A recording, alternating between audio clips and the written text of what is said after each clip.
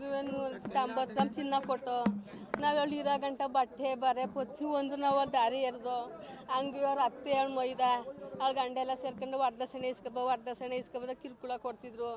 ಅಷ್ಟು ವರ್ಷದಿಂದ ನಾವು ಕೊಟ್ಟು ಎಲ್ಲನೂ ಸಾಕಾಗಿತ್ತು. ಇವಾಗ ತಾಲಿನೂ ಸುಧಾ ಕಿತ್ಕೊಬಿಟ್ಟಿದೆ.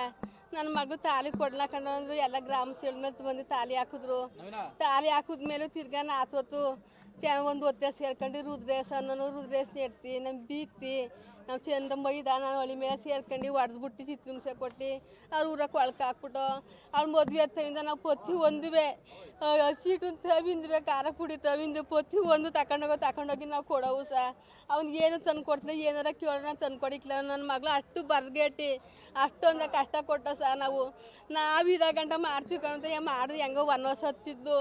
ಆ ವನವಾಸದ್ರು ಬಿಡ್ದೇನೆ ಒಂದು ಹೊತ್ತೇಲಿ ಕರ್ಕೊಂಡೋಗಿ ಕೊಲೆ ಮಾಡವನೆ. ಮದುವೆ ಮಾಡಿ 6 ವರ್ಷ ಆಯಿತು. 6 ವರ್ಷದಿಂದ ಇದೇ ಕಷ್ಟ ಕೊಟ್ಟು ಇದೇ ಶಿಕ್ಷೆ ಕೊಟ್ಟ.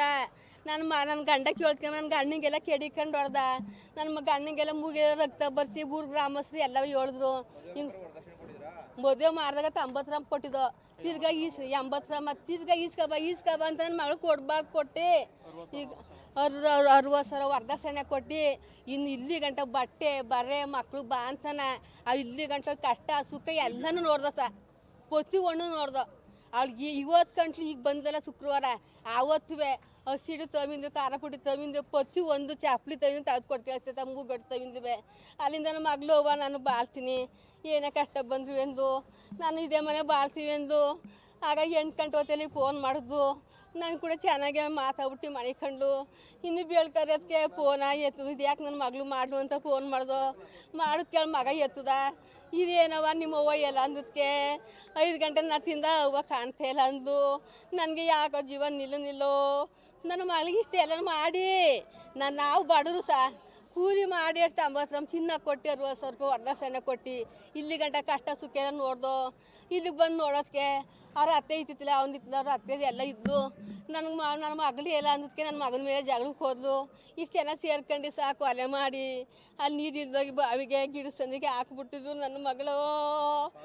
ನಾನು ಬಾವಿ ಇಷ್ಟು ಮಾಡಿ ನಾನು ಇನ್ನೇನು ಮಾಡಬೇಕಾಯ್ತು ನೀವೇ ಹೇಳ್ರಿ ನಮ್ಮ ಕಷ್ಟ ನೀವು ಅರ್ಥ ಮಾಡ್ಕರಿ.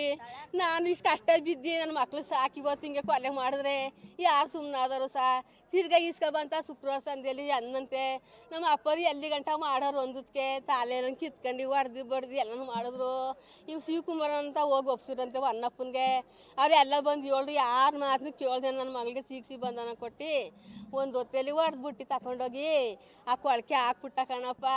ಅವಳನ್ನ ಬೀಗ್ತೀನಿ ಮೊನ್ನೆ ದಿವಸ ಹೊಡೆದಂತೆ ಹೊತ್ತರೊತ್ತು ವರದಕ್ಷಿಣೆ ಇಸ್ಕೊಬಂತ ಇವನು ಹೊಡೆಯೋದು ಮೈದ ಆ ರುದ್ರೇಶನ ಎತ್ತಿ ಮಾತು ಕಟ್ಕೊಂಡು ನನ್ನ ಮಗಳಿಗೆ ಕೊಡಬಾರ್ದು ಕಷ್ಟ ಕೊಟ್ಟರು ಕಣಪ್ಪ. ರುದ್ರೇಶ ನಮ್ಮ ಹೆಸರು ತಾಯಮ್ಮ. ಇಷ್ಟು ಕಷ್ಟ ಕೊಟ್ಟರು ಕಣಪ್ಪ. ನನ್ನ ಮಗಳಿಗೆ ನ್ಯಾಯ ಕೊಡಬೇಕು. ನಾವು ಬಡವರು ಕೂಲಿ ಮಾಡಿ ಇಷ್ಟೆಲ್ಲ ಮಾಡಿದ್ವಲ್ಲಪ್ಪ ನಾವು.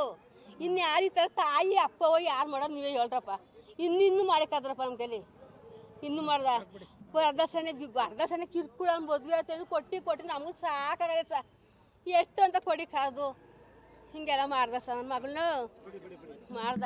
ಅದು ರುದ್ರೆ ಎಲ್ಲರೂ ನೀವು ಕ್ರಮ ತಗೋಬೇಕು ನಮ್ಮಂತೆ ಬಡ